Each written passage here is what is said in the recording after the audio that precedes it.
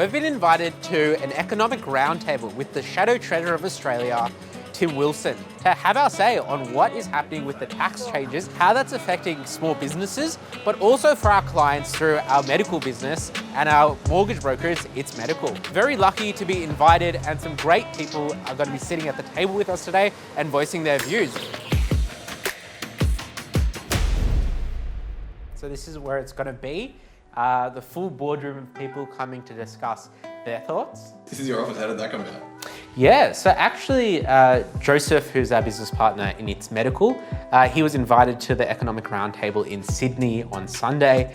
And then at a very short turnaround, very thankful for Tim Wilson for attending. He was able to set up a roundtable here in Melbourne to discuss the policy before they kind of goes before Parliament later next week. We've got some people with some large social media presences, obviously Joseph Dawood, who has been very vocal about what's been going on. We've got Tash Invest, over 200,000 followers on Instagram.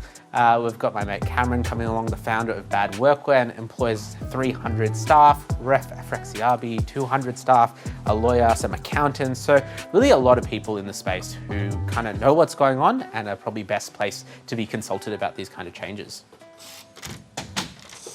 So what has actually changed in the federal budget, and why do we care? Well, there's two main things. So the first is the removal of negative gearing on existing houses. So you can still get it on new builds, but they've grandfathered in the negative gearing changes for people who already own property. So for any people who have properties, so the boomers who've got 5 investment properties, they can continue to negative gear those properties. But for the next generation, they can't get those benefits. Now, the next thing that they're doing is they're getting rid of the 50% long-term holding capital gain discount. Now, they're replacing that with a minimum 30% discount and adjusting it for inflation. Now, why do we care about these changes? Well, it's because the CGT changes affect not just property, but they've applied it to shares and businesses. If you are a founder and you start a business with nothing, which is very, very common, and then you end up selling it down the line for a certain amount, you will then get taxed 47% or up to 47% on that amount. Now, we've seen founders now putting out posts saying that Albo is now their 47% equity shareholder and he's done nothing for it. Why would anyone start a business or take all the risk and not pay themselves a salary for a long period of time just to get taxed at potentially almost a higher marginal rate than they would if they were drawing a salary? And the justification behind why they've made these changes is to make housing more affordable, but they've still applied it to shares and to small businesses. Now, all businesses across Australia are affected by this, and some are not covered by the existing concessions. So what we're doing today in this roundtable discussion is to bring these issues to the forefront and ensure that the federal government does not pass a budget that taxes ambition and then stops the future growth of Australian small businesses. Now, the other issue is,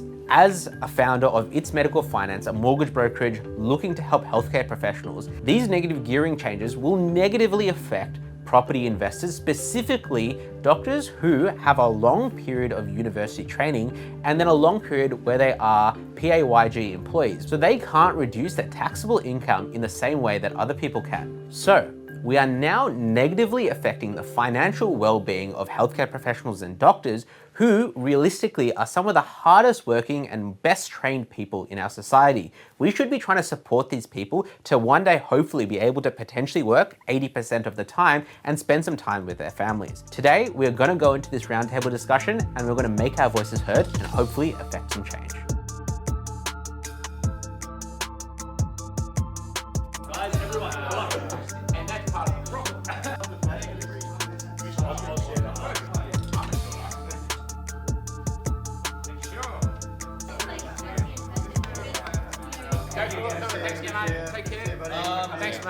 Take care. So we've just come out of the meeting and we definitely did raise some points about how the proposed new federal budget has affected doctors. And, we've got some great doctors on the books and they're getting affected by these changes. I almost cried in there a few times, and not just because of the impact that it can cause to my business, not the impact it'll cause to my clients, but the future of Australia as well. I've got a 10-month-old son. I don't want this to be the Australia that he grows up in. I want him to grow up in the same Australia that you and I grew up in. The one that we could take a chance, we could take a risk, we could start our own business, we could employ people, we can provide to this economy through the benefits that we can provide to people and creating a stronger work-life culture, a work-life harmony. Think about it like this. We've got 10 people in there who have all taken risk, who all have to deal with somebody being on sick leave, someone being on annual leave. That is a huge risk. I could tell you firsthand, story that happened to me last year. My wife and I were in the delivery suite expecting our son to be born, okay? I was still receiving calls from clients whilst I was in that room. I was telling them, unless it's absolutely urgent, you can't be contacting me. But I was so short-staffed at the time because I had one person on annual leave and one person on sick leave that I had to take the calls. Unfortunately, this is the risk that is involved when you are a business owner. For It's Medical, we highlighted the fact that junior doctors are missing out on a lot of the benefits that the people who came before them are going to continue to benefit with, grandfathered negative gearing. Yeah, ongoing grandfathered negative gearing. I just want to explain something. Negative gearing is not a negative thing. All it is, I have a rental property, I make a loss on that property. Instead of my taxes being 40 grand, it's going to be 32,000. It just offsets the losses. You're not getting or receiving extra income by negatively gearing your property. You still have to manage the cash flow of that property. You still need to manage the tenancy. You still need to manage the repairs. You need to make sure that the place is well kept for your tenant. Assuming that it remains in, and if it goes back in, this is allowing really hardworking doctors, at least from our perspective, who are, getting taxed at the highest tax bracket after, being in medical school for up to 7, if not more years, and then on training pathways as PAYG employees. It's giving them a way to potentially in the future be able to have an investment that might make them work 80% of the time to allow them to have some time at home. Make sure you understand what these implications are going to do to Australia. It's not just myself and Sean. This is a nationwide thing. I'm talking about plumbers, I'm talking about accountants, I'm talking about carpenters, I'm talking about every single person in this country that has an ABN. They are going to be impacted. Thank you so much for the chat, and thanks to you for the invitation. Thank you, dude. Crushed it. Thank you, guys. All right. Thank you so much. Thank you, for good helping sir. Today. Crushed it. I know for a fact we left a good impression. I know for a fact. It wasn't just, big business, $1 billion hedge funds, this, that, and the other. It was actual business people, founders who've started them from the ground up, as well as people representing, who, the people that we deal with, the doctors out there, what the actual on-the-ground changes are, not just what, might happen in a boardroom when they're deciding this policy. All right, I'm going to get going. Right. Thank you so much. See ya. What time are you flying out? Literally now. I've got to go back and pack. Thank you, guys. See ya, man. I'll see you next week. See you. Thank you, dude. I'll catch you soon. See ya. That's enough for politics. Now let's go back to the watches and see what's been going on. As you saw in last week's video, we did cover the release of the Raw Pop and what was going on with the resale. Now, we haven't really been involved in buying or selling any of them, but our good friend Walid here from Al Chrono has sold probably more of them than anyone in Victoria. Yeah, I've probably had the most in Australia. Yeah, so at the start when they were released, we were a bit unsure of whether they were going to go above retail or how much they were going to sell above, but the transacting numbers are actually really, really high. So what's the resale done on them since release? I feel like it's probably tripled or times 4 its retail value. What people don't understand is, just in general, when you go to AP retail store, you're paying triple the amount of what the watches are there.